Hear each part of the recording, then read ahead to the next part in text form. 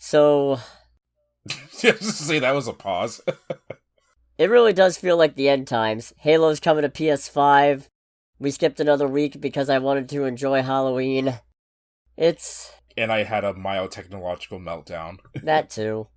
But, is what it is. Welcome to Under the Bridge, everybody! Welcome to Under the Bridge. I'm Cody, aka the Scarlet Troll, pronouns he, him.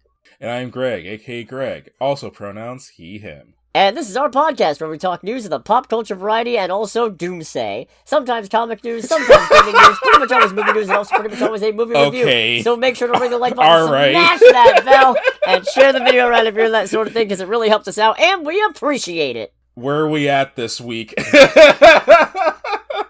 Bury those apocalyptic feelings deep down, baby! Oh, God. You know what's unfortunate is that I feel like I'm missing something, but I don't know what I'm missing, and there's something genuinely terrifying about that, considering just gestures broadly at current events. Oh yeah, no, I'm just feeling a bunch of existential dread right now, and I'm making it everybody's problem!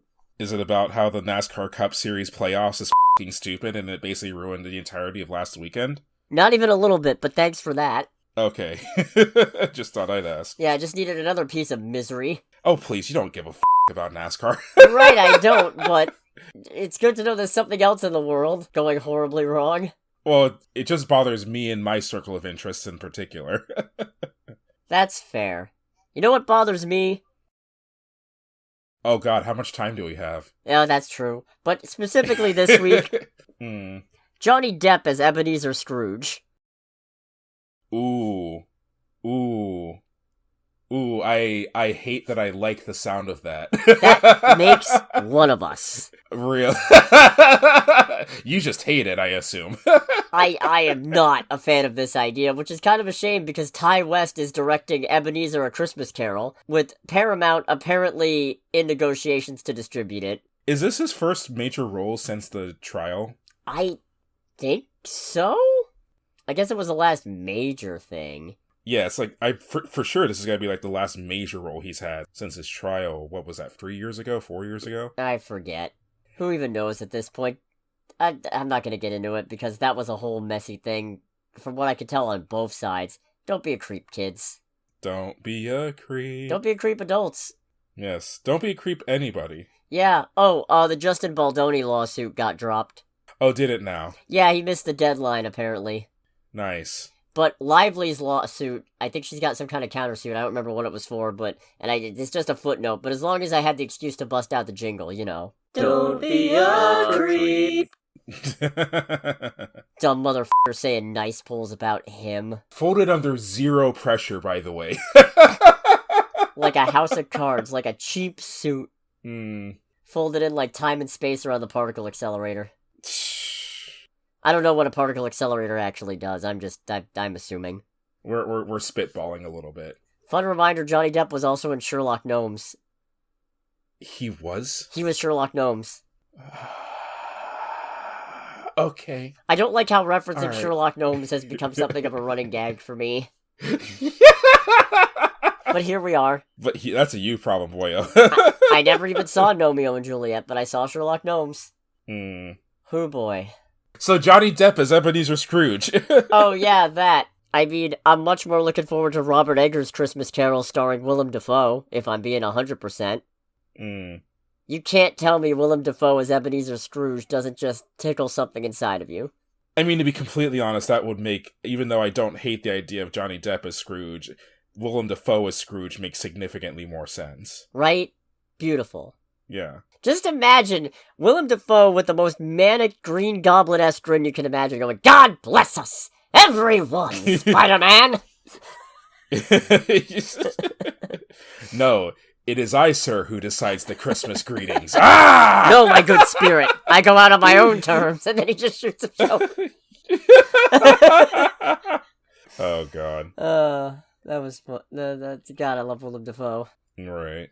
Yeah, if I had a nickel for every Christmas Carol adaptation that got announced this year, I'd have 2 nickels. It's not a lot, but it's weird it's happened twice. What was the other one? The Robert Eggers one. Oh, right. Yeah. Oh, okay. No, Willem Dafoe versus Johnny Depp. Who is the best? It's Michael Caine. Michael Caine is the best Scrooge. But after that... But between these two, I would be very shocked if it doesn't end up being Willem Dafoe. Yeah. 100%. Mm-hmm. So, it's not been officially confirmed, but apparently Lanterns might have been delayed a little bit. Oh boy. I think. It was suggested that the show was going to be coming out ahead of Supergirl, but recently The Hollywood Reporter noted that Peacemaker Season 2 is the last of the Gunverse we'll see until June's Supergirl, which implies that Lanterns will now be coming out after that. Okay. Which, hey, yeah, fine, whatever. I mean, might as well keep the drought going, make people really want it. Remind me, when does the next Marvel project come out in theaters? July. Okay, so I was going to say, because it's a thing of, hey, there's this big gap between Marvel releases right now that DC could take advantage of. Supergirl's coming in June. Okay, never mind. Well, they got like a month before Spider-Man happens. That's plenty of time to make money. Fair. I figured it'd be Q2 in like the first bit of the year. I think June is still Q2. Okay. No, wait a minute. Yeah, July, August, September is Q3. I think it depends on... Not everybody follows the same fiscal year, but I'm pretty sure April, May, June is Q2. Also, okay, maybe this is just me, but I feel like rather than start of summer and start of fall being in the middle of months, it really ought to be winter is December, January, February, spring is March, April, May, summer is June, July, August, and then fall is the other three. Fall is so unimportant, the months in it don't even get their proper names. I actually like fall more than most other seasons. I ran out of steam, alright? Maybe what's going on is withdrawal from lack of superhero news. Is that a bad thing, though? It means that you get to do other things, like not play Pokemon games. I'm still playing Pokemon games. Just because I took a break from shiny hunting doesn't mean I'm not playing Pokemon games. I can't play ZA right now because I don't have it, so I'm playing ZA at home, aka Pokemon X. Honestly, I thought you would have bought ZA, already. No, Greg, this is a test of my own will and my desire to support local businesses. Make sure to shop at Unlimited Video Games if you're in the Tampa Bay area. Yes, indeed. They're great. Yes, they're pretty good. What if you? I don't know, dude. Amazing. What is happening? What has been the first 10 minutes of this episode? I don't know, Greg. I don't know. I'm feeling a bit of ennui. All right, I'm feeling a little out of it, and I suspect much the same. Gesundheit. All right, we're. that was worth of the load just for that reaction. All right. I think there were also some comments indicating that Jon Stewart is going to have more detailed constructs than Hal Jordan, which is very fitting for the comics where he's an architect. I think he was an architect in the comics. And then for a lot of his bear in mind, I'm not a huge Green Lantern person. I know there's 7 of them. There's green, and then there's some lanterns every once in a while. Wow, that was... Oh, we are really on our A game today, huh? Oh, yeah. 100%. You take a week off, this is what happens. This is the best episode ever. Oh boy. Thanks for watching, everybody. Make sure to like, comment, subscribe. Anyways. I don't know where I was going with this. Jon Stewart being an architect, you're not a big Green Lantern guy. Right. But Jon Stewart, his constructs tend to be some of the more detailed ones because he has an understanding of what the inner structure needs to be. So if that motherfucker makes a green building, that green building is going to be structurally sound. Hell yeah, I think. Generally speaking, I'm pretty sure Hal and Guy are kind of the blunt instruments of the original 4. Of the Lantern Corps. Yeah, at least of the original 4. Well, okay, original 4, not counting Alan Scott, but Alan Scott's only really a Green Lantern in name only. There's some connection between the Starheart and the Green Lantern Corps, but I don't remember what it is, because again, not really my area of expertise. But then, John is the one who will make the very detailed, very realistic constructs, and then Kyle Rayner is the one who will make just the most batshit detailed stuff you can imagine, because he's an artist. So what I'm hearing is Jon Stewart is not the kind of guy to have completely impenetrable middle fingers just jettisoning from the ground. No, that's a Guy Gardner thing, or sometimes a Hal Jordan thing. Hmm. But yeah, no, whenever Lanterns comes out, I'm looking forward to this. Good. Yeah. Tell you what I'm not looking forward to. A Conjuring Prequel. They're still pumping these out. I thought the last one was supposed to be the last one. Well, this is a prequel, Greg, so it's different. Fuck off. Yeah, I know, right? Genuinely. What the hell? Well, to be fair, the latest Conjuring movie made $1 cajillion, so... Of course it did. A conjillion in this case being 487 mil. So against a budget of what was who it, like cares? 50 million or something like that. Okay, fair enough. If your movie can't make a profit off of $487 million, you have a Marvel movie. Damn it, you beat me to it! I was getting ready to make that joke! Oh, what the fuck are they doing? I was getting ready to make that exact joke, and I didn't know where you were going to go, so I was going to cut you off and be like, it's a Marvel movie then. 55 mil was the budget, so yeah, no wonder they're making more of these fucking things. It's gonna be Conjuring until the day we die. The last Conjuring movie will actually be them conjuring our spirits to talk shit about the movie franchise after we die. And for our final act, we have these two chuckle fucks. Your franchise sucks, but we've made it last for 70 years. Fuck you! You're taking advantage of people's gullibleness. Just popping up like a demonic Statler and Waldorf. We're the ones who pop up and make jokes about Kojima at Jeff Keighley's expense. God, I love that. I love Statler and Waldorf. Do more with the Muppets, you cowards! For real.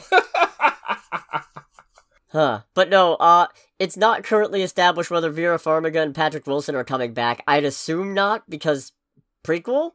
But I guess they could. They could just, digitally de-age them or whatever, or just do makeup. What if this ends up being something where it's the two of them as children when they first meet and fall in love? I don't think that's when they met. What if it's an isekai? Greg, let's... Look, I'm grasping let's for straws right now, much like the people who make these movies, okay? Oh yeah, 100%. I love how The Conjuring positioned itself as a franchise with virtually unlimited spin-off potential by dint of all the haunted objects in the Warrens' basement, and now all they can come up with is just more movies about these fucking con artists. Yeah. How the mighty have fallen. Are we saying that they were mighty to begin with? I mean, the first few Conjuring movies were very promising, and I mean, I like them. Oh, I didn't mean the movies, I meant specifically the Warrens. No, fuck them! Yeah, that's what they were ready to say. Couple of fucking schmucks. That's putting it lightly. Right. So yeah, I mean, fine, whatever, more Conjurings, I guess, yeah, cool. You're doing terrific. Here's one that you might be a little upset about. Me specifically? Yeah, you specifically. Oh boy. We now know the name of the Godzilla -1 sequel. Oh god, what is it? It is officially Godzilla -0. What? Yeah. What? Yeah. It's even funnier, apparently it's stylized as Godzilla -0.0. Ooh, they're setting themselves up for sequel shit, aren't they? Even more sequel stuff. This is gonna be a sub-franchise within the franchise. This is some Kingdom Hearts 2.8 HD remix bullshit. You know what my favorite bit about this is? When you look at it, it looks like somebody is texting with their friend when a kaiju starts rampaging around. Because watch, I'll just send this. That looks like, oh shit, Godzilla, and I just send that, and it looks like a goddamn basic bitch emoticon.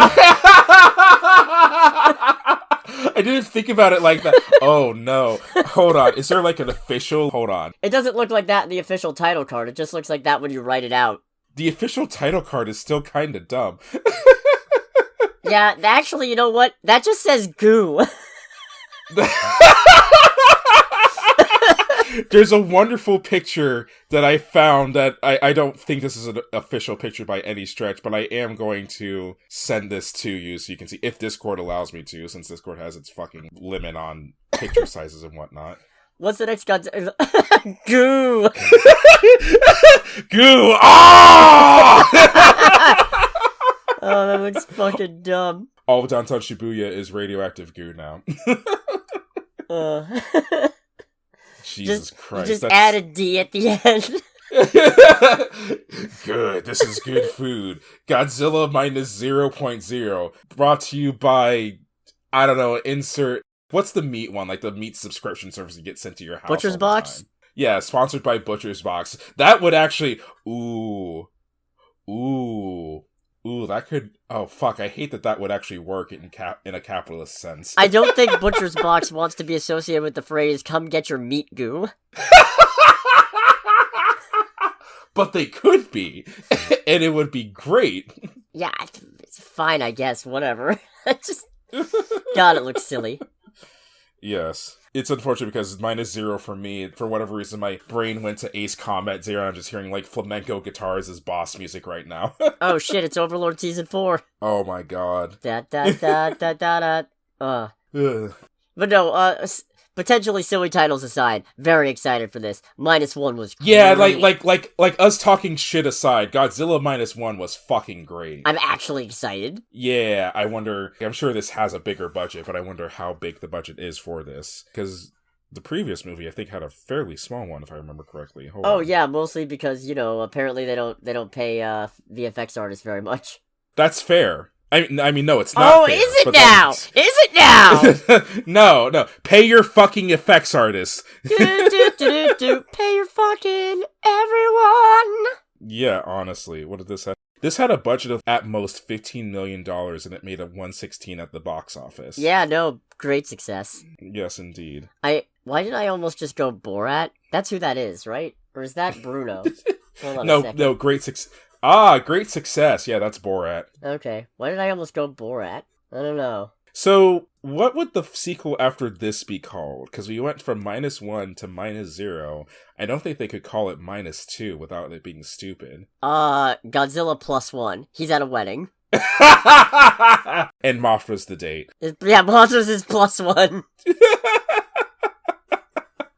I like it. Yeah, that's how you introduce more monsters, for sure. Oh yeah, 100%. Trailer time? Trailer time. Alright, cool. It's trailer time again. We've got movie previews to watch. It's trailer time again. We did get a trailer for Scream 7, but I didn't watch it because, fuck you, Paramount. Free Palestine. You shouldn't have fired Melissa Barrera. I didn't even know that there was a trailer for Scream 7 at all, because I don't follow that garbage. Yeah, no. Anyway, sorry to get political there, I just, decided to get political. Yeah. Yeah, no, fuck you, Paramount. Anyways, we also got a trailer, this one last week, which I missed, for Serious People. What is happening in this? Don't know. I'll level with you. The only reason I put this on the list is because I saw the poster associated with it had the review quote, "The worst movie I've ever seen." And I thought, that's interesting. You know what's unfortunate about this? Is that what we see in the first 10 seconds and all that, 10, 15 seconds, I'm like, okay, is this a movie about 3 dudes shooting a porno or something? If that's the case, well, hey, that's in a weird way, like, relatively topical right now. And then the trailer just continues. I'm like, I have no idea what the fuck is happening. Oh, this is apparently supposed to be a music video? Okay, and then the quotes started happening. I'm just like, all right, this is cool, and it just gets to this is back to being weird, and I'm confused, and I think I want to see this. I don't know. It made me want to curl up in a ball and die, or something of the such. Palpable. Yeah, no, I've had movies do that to me before. At least one of them made my top 10. Yeah, as I say, watch the TV Glow. Still haven't watched that. Don't know if I want to. It's called I Saw the TV Glow. Thank you. And you should watch it, even though it might fill you with existential dread. Maybe I should watch that tonight. I kind of need that right now. Cody, you need better outlets. What, you've never watched a sad movie to make yourself cry and process? No, or at least not on purpose. Oh. I did make the mistake of watching Jojo Rabbit the night before Mother's Day. Chump. Ooh boy, that was a mistake. It was a mistake that I didn't know I had made until it was too late, and I almost just started bawling out crying. I did give many love yous to my mom the next day, and she was just, at a certain point, was like, "Hey, I love you too, but what's going on?" And I told her that I watched Jojo Rabbit, and I got extremely sad. Valid. Yeah, no. No, I have no idea what the fuck this is supposed to be, and I'm here for it. Mm-hmm. Because even if it's a bad time, there should at least be something to talk about. Right. I could use more things with something to talk about that are not great. I've been ducking so many things that I didn't want to see the last couple of years.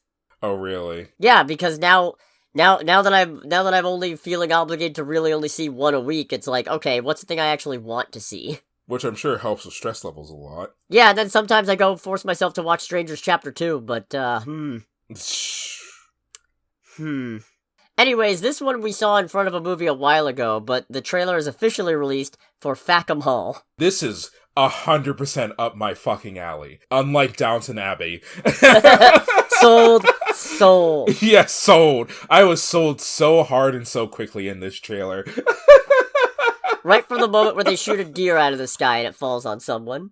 I mean, for me, it was that. It was also the thing of the person looking at the picture of the husband and bride, and I'm just like, what's going on here? Tears in, it just says cock eater under her. I'm just like, oh, that's so British. And if anything suspicious happens, I will see it. There's just a man in a panda suit. Yeah, like off in the corner. Oh man, this looks like a riot. I cannot wait. I cannot wait either. This looks fucking awesome. When does this come out? I have to figure out when this comes out. Hold on a second. The 5th of December. Hell yeah. Oh my god. Remember the 5th of December. No, Greg, I just put in for that week off at work. Oh, goody. I can go see that whenever the fuck I want. Nice. Hell yeah. I like how, when I Google searched this movie as well, in the See Also category, it got This Is Spinal Tap, This Is Spinal Tap 2, Angels in the Asylum, and The Man in the Box. What the fuck? Yeah, I don't know what to make of that. What? Who is Jimmy Carr playing in this? Ben Radcliffe. I can't imagine any relation to Daniel Radcliffe. Who the hell is Jimmy Carr? Prolific British talk show host and comedian. Has a very unique and, I would say, mildly obnoxious laugh. I'll try and find a video of it and send it to you real quick. Okay. I don't know if his laugh is genuine or is part of the persona that he tries to maintain as a comedian.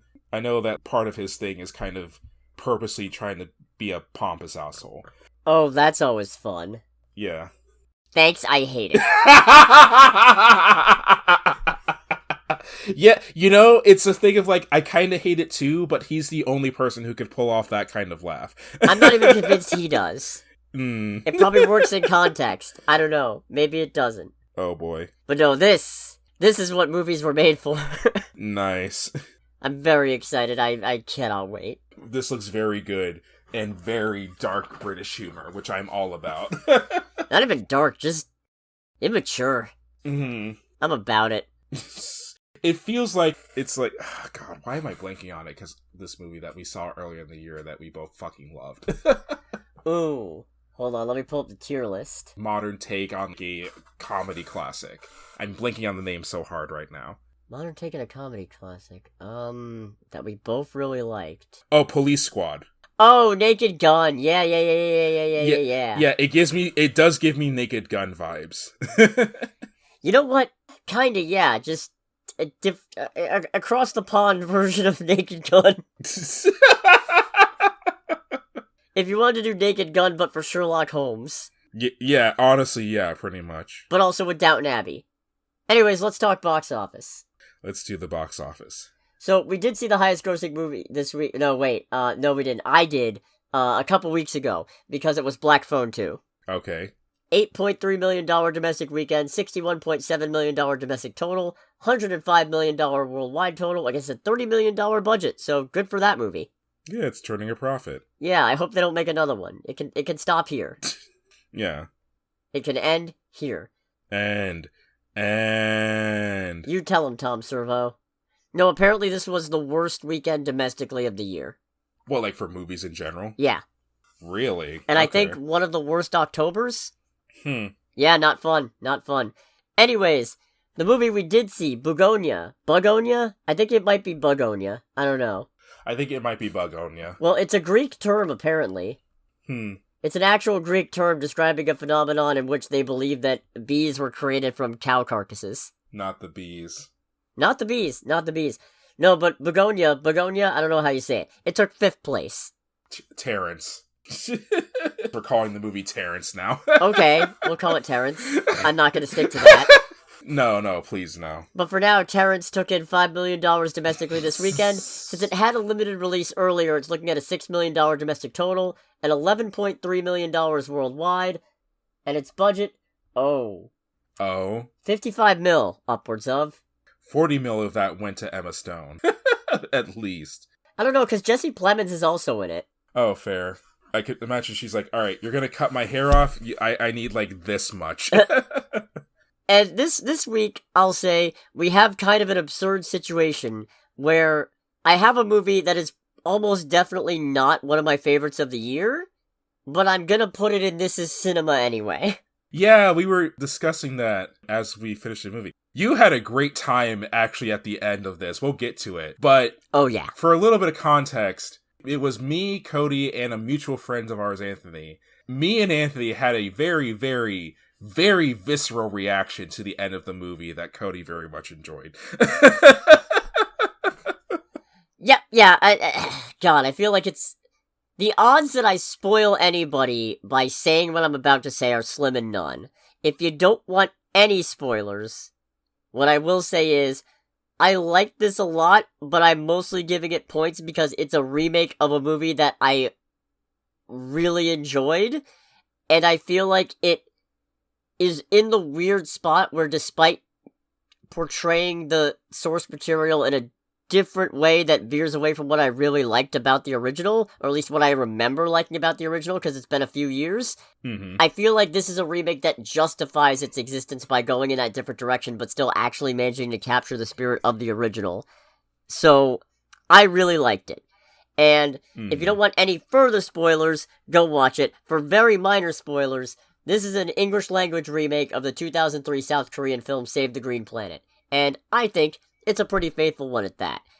Because of that, and because I really like that movie, and I'll probably get more into why later, but because of that, this movie gets a lot of points for me. And I know what you're thinking. Oh, come on, you put Lilo and Stitch in one of the most movies of all time because there's no point in watching it when the original exists. Why not just watch Save the Green Planet? Because they're different tonally. They're different. Yeah, I haven't seen Save the Green Planet, but from what I've gathered reading up on it, Save the Green Planet does lean a lot more into the comedy aspect of what's going on. This movie does take itself extremely seriously. Yeah, there's humor in it to be sure, but a lot of the humor is the uncomfortable sort. The dark chuckle of the soul, the oh no, or the that's very ironic, well done, can't wait to see how this gets fucked up. A lot of the humor that is present is just born not so much from what the characters do or say, but more so the situations that characters put themselves in and have to address, if that makes sense. Yeah, if it helps get an idea of what this movie's about, it's a Yorgos Lanthimos movie, also known for The Favorite, The Lobster, Poor Things. The man makes some weird shit. You know what? Actually, just a quick apropos of nothing. The Lobster is the first movie that I ever got to see in an empty theater, but I was also by myself, which I should was hope. Really you meant you're the only person, like you don't have anybody else with you. Okay. No, yeah, like I was literally the only person in a full theater to see this movie, and there was a certain point, I think 3/4 of the way, I was just like, I hate that I'm the only person here, because I would like to have one of my friends here to sit here and make fun of this movie. Dang, I still haven't seen it. It's something to behold. I don't know if you would like it, but I would like for you to watch it. Okay. Yeah. No, it's a lot darker and it's a lot more, I don't even want to say more cynical, but it wears its cynicism on its sleeve. This is a movie that is very proud to say, yes, I am extraordinarily misanthropic, thank you for asking. I am very fucked in the head. How's your day going? Great. Both in regards to the movie and as an answer to the question. Oh, jeez. And a lot of it's anchored in the fact that Emma Stone and Jesse Plemons are both absolutely killing it. They're both the standouts at this movie, 100%. I feel like it's kind of hard to give the concept without hinting at where it ends up going. Mm-hmm. It feels really difficult based on what I've already said about it. You're right. Huh. I think it helps that Emma Stone is playing this very cold and very self-servingly affable in a way that we don't usually get to see from her. It is a different role for her, for sure. I don't know. I don't think I've seen as much stuff involving Emma Stone as you have, for sure. But I feel like the characters I've seen her fill are usually more comedic or aloof, you know. tonally, I don't want to say soft, but that's like the best word I can come up with. She is very hardcore, serious personification of modern corporatism type of lady, and very much owns it as well in everything that she does and everything she says. There's absolutely an edge here that I don't think we've got, at least in a lot of things that I've seen Emma Stone in, we don't really get. I guess Poor Things had something similar, which makes sense because it's also a Yorgos Lanthimos film, but in Poor Things, it was more of a contrast of Bella's naivete and the fact that she is an intelligent, wise person who can cut through social niceties and bullshit and make cutting observations, but it's all coming from a place of well-intentioned naivety. Here, she'd probably stab you with a smile on her face and then say, sorry, it was for the best for our quarterly earnings. By the way, feel free to go home to your family, but not if you have more work to do. But no pressure. But if you still have work, you should stay and do it, but it's not strictly enforced. So if you want to leave at 5:30, you can. No pressure. Yeah. Whatever you want to do. Let your conscience be your guide kind of thing. We still have to meet quotas, though. God, I love that. That set the whole tone for this movie, I think. Mm-hmm. And then Jesse Plemons also capturing a character who, by all rights, I should fucking hate. And I still do. But managing to portray him with an empathy and depth where you really feel for him. Because... Yeah, it's a fucked up thing what's happening here that he has decided to do. And the frustration at what has led him to this decision is, frankly, off the scale. But it's because there's real pain and trauma that he's never had the chance to address due to his circumstances. And you can tell... he's trying to do the best he can, he's just impaired in his ability to know what's best. Yeah, his character's actions objectively are horrid, but there's very clear reasons as to why he does this. And some would argue that I get it. I understand why he would do that. Yeah. Also, shout out to Aidan Delbus, who plays Teddy's cousin Don. Apparently, he never professionally acted before. What happened was Lanthimos wanted to find a non-professional neurodivergent actor to get a different sort of vibe than you'd get from, veteran actors Emma Stone and Jesse Plemons. And it works. He really feels like the outsider between the two of them. Three of them, I should say. Yeah. That wasn't a spoiler, by the way. That was just a genuine miscount. I'm tired. Get off my back. Leave me alone. I don't know you. Get off my purse. That's my purse. I don't know you. I can't do a Bobby Hill. Hey, Dad. Nope. No, not at all. Nope. Mm-mm. What if somebody wants theirs? No, we're done. No more Bobby Hill impressions.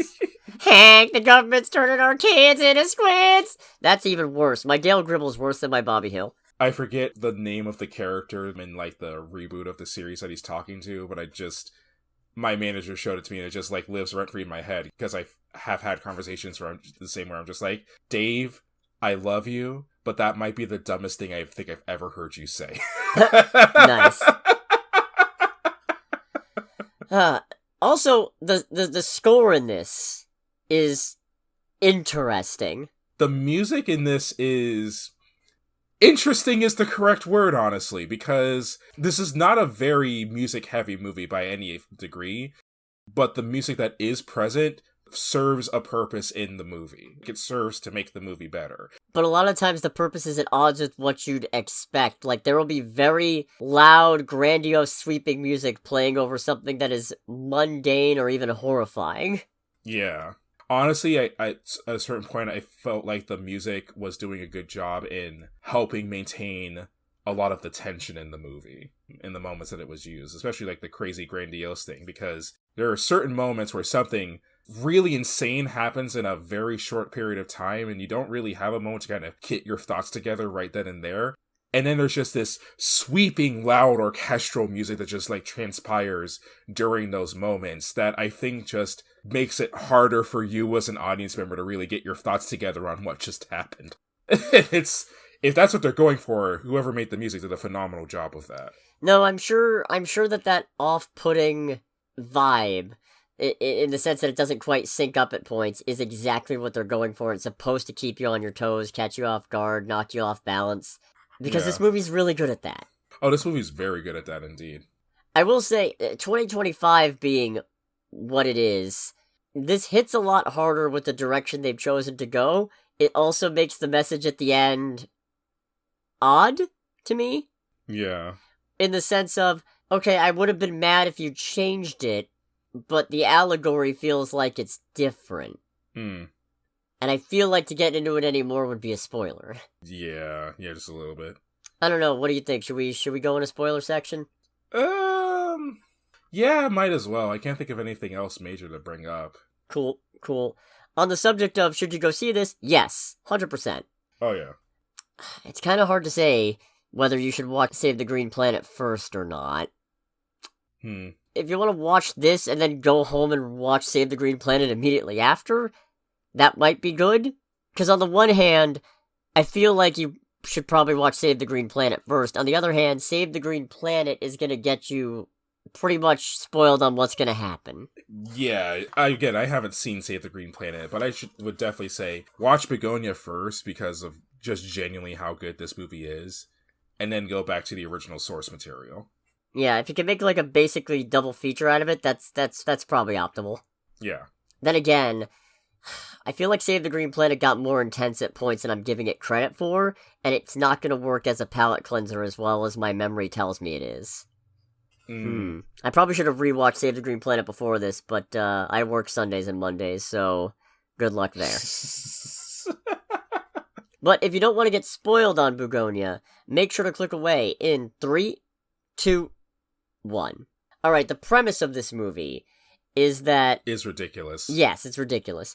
It's Teddy is convinced and has convinced his cousin Don, who has some form of disability, not sure exactly what it is, that... Emma Stone's character, Michelle Fuller, who is, I don't remember if she's a CEO, but she's definitely a high-level executive at some kind of pharmaceutical company. And he is convinced, after who knows how long of doing his own research, that she's actually an alien here to destroy the Earth. Yeah, he's convinced that she's an Andromedan, specifically. Right, from presumably the next galaxy over. And in order to prevent this... Teddy and Don end up kidnapping her, shaving her head because her hair is apparently how she communicates with her people, applies some kind of histamine cream to her skin for some reason. I don't remember why. That must have been a really awkward day of shooting. Apparently, just kind of doing a quick peruse looking into this movie, apparently Emma Stone did actually unironically shave her head for this role. Alright, cool. That was not makeup or any kind of special effect or anything. Alright. So, Michelle, knowing that, obviously, as a high-powered executive of a major pharmaceutical company, there's gonna be people looking for her, she's trying to negotiate her way out, and also convince Teddy that she's not an alien, because that's ridiculous, why would you think that? But, Teddy's not swayed. And, boy, this movie really captures the utter despair that comes with trying to argue with a flat earther, doesn't it? I think it captures it on both sides. I don't want to give credit to the flat earthers because of how stupid they are, or really anyone who believes in some horrific conspiracy to begin with. But the movie and a lot of those conversations between Teddy and Michelle really captures what it's like having... The best description I've seen of some of those scenes is what it feels like to have a pointless argument on Reddit. Oh, yeah. Because on one hand, you have the person who is objectively correct, and you can feel their frustration trying to argue with somebody who is just completely off. But at the same time, you can also see on the side of the person who's completely off how their mind literally cannot handle the possibility that they're wrong. Now, that's not to give credit or any excuses to them being wrong, especially if they do horrific things because of that. But it really is interesting. Honestly, Jesse Plemons does a great job capturing the look and feel of someone who is having to deal with somebody else who is smarter than them and is correct, and they genuinely cannot handle it. It's honestly something to behold, and it's, especially given current circumstances, a little bit frightening. Yeah, it also helps that... I think it really helps Teddy's case that Emma Stone is playing the CEO of a major company, because there's a bit that I thought was really interesting where not long after they first abduct her and they leave her alone for a bit after she refuses to say she's an alien, where Dawn is clearly concerned watching her on security footage, and Teddy goes, remember, it's not human. And even if it was, which it's not, it's still corporate evil. And that part got to me because, A, that feels like the mask cracking a little bit. That's the doubt. Yeah. That's Teddy not being sure himself. But also, I mean, he's not wrong on that part. Yeah, from a humanity perspective, what he's doing is wrong. But from a objective perspective, especially since we see a little bit more of Teddy's backstory and why he's doing this, because later on, I don't know if this is jumping ahead too much, but later in the movie, we find out that a lot of the reason why Teddy is doing this is because Michelle's company put out, I think it was supposed to be some kind of experimental nicotine patch that got distributed, but... I don't think it was nicotine. I think it was harder drugs than that. Oh, okay. But regardless, some kind of drug or whatever that was distributed within a, seems like relatively small sample size, but her company did not do enough to test it, and in particular, his mom ended up being hospitalized because of it. And so his mom has been hospitalized for several years in a coma at this point. So we see what I'm assuming is a flashback of Michelle and the other members of her executive board doing the usual, what can be assumed to be the usual corporate talk to a young Teddy about, you know, like how this should have never happened. Everything that's happened to you is just completely unfortunate and it reflects on us badly. But we want to learn from this and figure this out so that we can do better in the future. It's just like, With the really great visual of Teddy's comatose mother hovering in the sky, being held on a string by him like a fucking kite. Yeah. Just really foreboding. And it's one of those situations where even though her company, she representing her company goes, your mom's hospital bills and all her medical needs completely paid for. You guys don't need to pay a dime or worry about all that. It's like, that's cool, but that's not the main operative issue here. It's kind of interesting, and it just hit me that if not for Teddy's conspiracy theorist angle, if he was just, I don't want to say honest, because he mostly seems to genuinely believe the alien thing. But yes, there are points where you see it crack, and there's points where you see the doubt creep in. And I feel like he would be 100% sympathetic, or at least, you know, maybe, I don't know, 90-95%, because he still does some pretty fucked up shit. But he'd be 90 to 95% entirely sympathetic if he was just honest that it's about revenge for his mom. Yeah. And, yeah, well, not just that, but also genuine frustration, because, I mean, let's be honest. There's a lot to be upset at multimillionaires/billionaires for these days. Yeah. Late-stage capitalism, baby! Anyways. Whew. Yeah. But yeah, it's interesting to see that. And also, once again, to give props to Emma Stone on that scene during that whole flashback sequence, because it's really unfortunate thinking about it, but the way she gives that whole delivery, you can tell it's not her character's first time having to give that speech. No, that's a rehearsed speech. That's something they got a prompter for that. They got that nailed down, and that's another terrifying thought. How many times have you had, too many, Rick! Too many!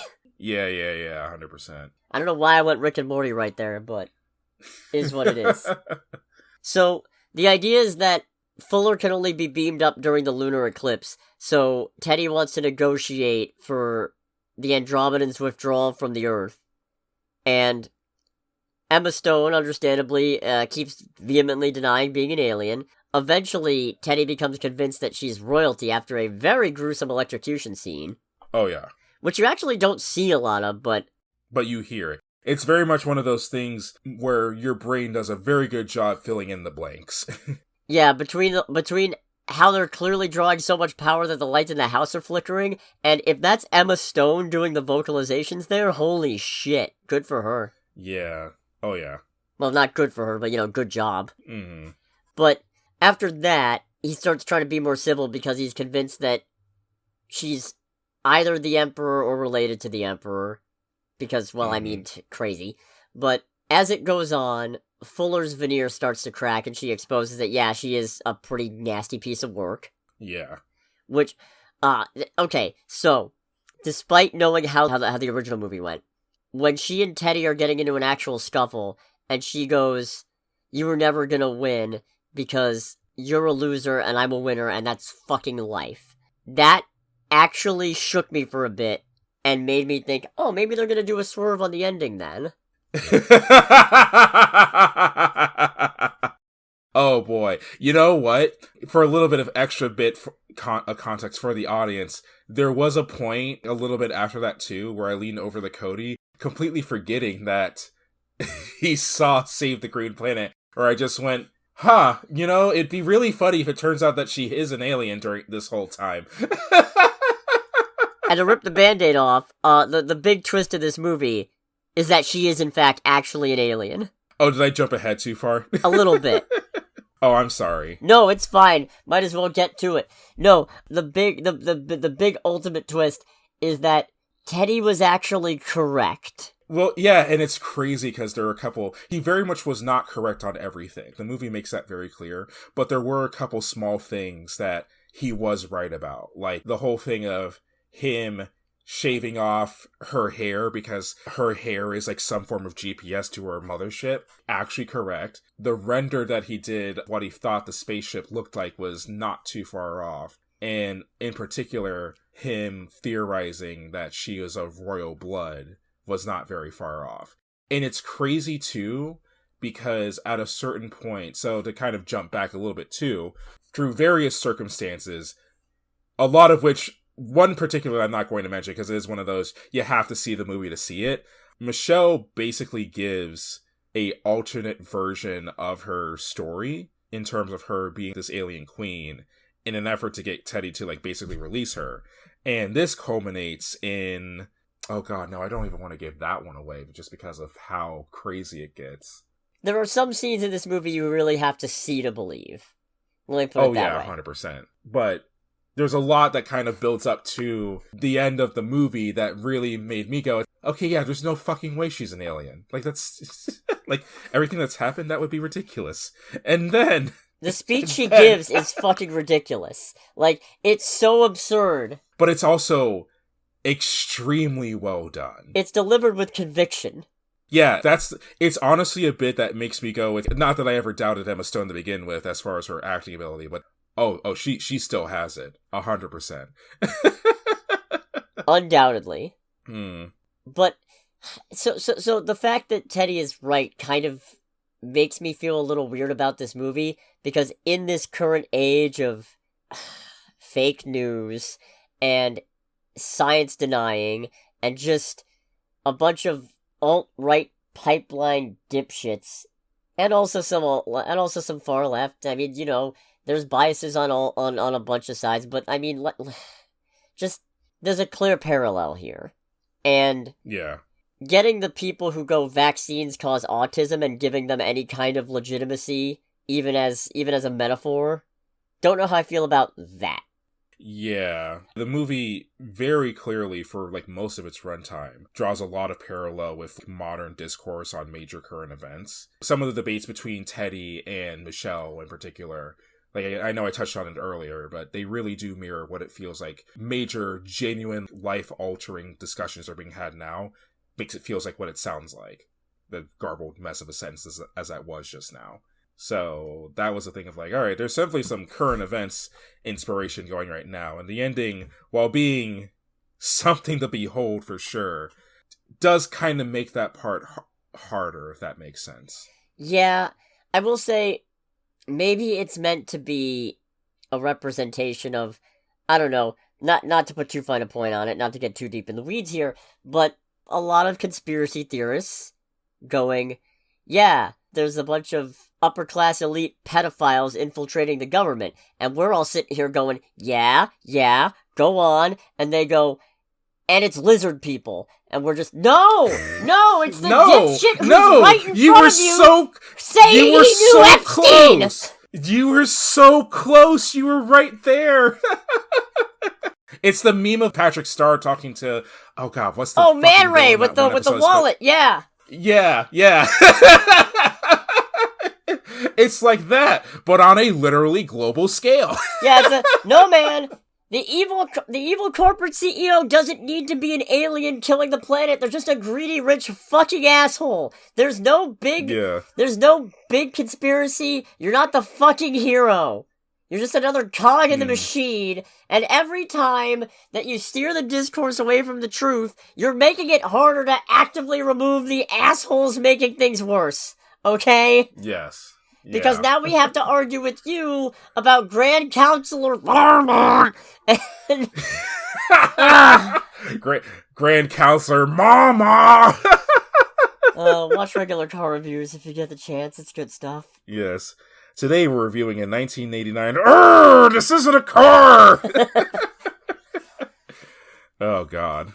Today we're talking about postmodernism. And then humanity dies at the end. It's one of the, and it's real. God, I think the craziest part about that is that when that scene happens, it's interesting because do we give away how humanity dies? Nah, no. I think we save it. Okay, yeah, we save that for sure. But it's if you pay attention to all parties involved, you can definitely pick on some particular emotions there. It's interesting.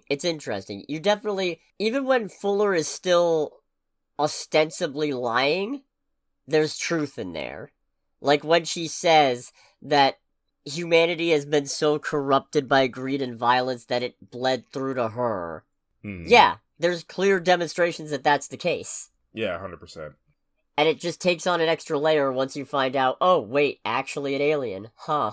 It's kind of weird to me that, yeah, that's a spoiler, but it doesn't feel like the big things I don't want to spoil, you know? Oh, she was actually an alien and humanity dies, is the part that I'm okay with letting fly. It's more the nuance in all of that really sells it. Yeah. 'Cause it's like, you know, that whole bit is kind of a high concept thing, but there is particular nuance in what happens there that gives that whole part a lot more weight. Definitely. I feel a little weird putting this in This Is Cinema when, again, because it's a remake and a decently faithful one in terms of actual manifest content, if not tonally. It feels kind of weird putting it in This Is Cinema because it feels like all the hard work was done for them. But, you know, it's not an easy feat giving it the tonal shift they did and still having it work, especially when, again, not to put too fine a point on it, but in the current political climate, it's kind of hard to do this and have it be this dour and not lose people. Which it very well could. I mean, let's not kid ourselves. This is not some big mainstream appeal thing that a lot of people are going to go see. If you're seeing this, it's either because you're a big Emma Stone fan or you're already a fan of Lanthimos' work. But or you're weirdos like us. I mean, I'd say we're fans of Lanthimos' work. I mean, fair. I mean, wait, did you actually like The Lobster? I ask myself that question regularly on a daily basis. Okay. Or on a near daily basis. I don't hate the movie. I think it's genuinely an extremely good movie. It's just that it leaves a sort of feeling that I'm just like, every now and again it'll pop up. That movie just randomly pops up in my thought process. I'm like, I think I need to rewatch it. But I remember leaving the theater and being like, I don't know how I feel about this. I didn't hate it. I honestly had a really good time with a lot of it. But, man. Huh. Well, I'm definitely a fan of Lanthimos' work, of what I've seen at least. I forget, did you see The Favorite with Rachel Weisz and Emma Stone? I don't believe so. Huh. Okay. That one was pretty good. To my knowledge, the only movies by him I've seen have been this and Lobster. Okay. I feel like then we've each got a movie where it's like, I don't know how I feel about it. I mean, I guess I liked Poor Things, but, No, you know what? I think I more definitively like Poor Things than it sounds like you did with The Lobster. Yeah, well, I was going to say, it's like, is this thinking like you liked Poor Things or you enjoyed Poor Things? Because based on how I've heard you describe Poor Things, I feel like anyone who quote-unquote enjoys the movie, some of those people might need to be put on a list. It depends on what you enjoy it for, and not for that. How dare you, frankly. No, I think this is definitely still worth checking out. Mm-hmm. You got anything else? Not really, I think. Cool. In that case, thanks so much for watching, everybody. You know what to do. You know when to do it. Tip your servers and pay your fucking writers. Indeed. Next week, now that we're getting back in the groove of things, Hopefully. What is out? Oh, right, it's November. Jesus. Does that limit our options? Oh, Predator Badlands is out. Eh? The Sydney Sweeney boxing movie's out. Oh, right. Oh, no, there's a movie called Nuremberg. Well, I mean, we also have Fackham Hall, of course. Yeah, but that's in December. Oh, that is oh, that's right. No, 5th of November, something different is happening. Yeah, no, that's V for Vendetta night. Mm. I mean, I'm probably gonna try to see Predator Badlands because this is the first time a Predator movie has actually... Fuck. This is the first time that a movie in this franchise has actually gotten my attention. Oh, boy. But maybe I'll also try to see Christie. I don't know. It really depends on how I feel on the week. Right. But regardless of how many movies I manage to see, this has been Under the Bridge with Cody, aka the Scarlet Troll. And with Greg, aka Greg. And we'll catch you all next week. Goodbye, everybody. Bye!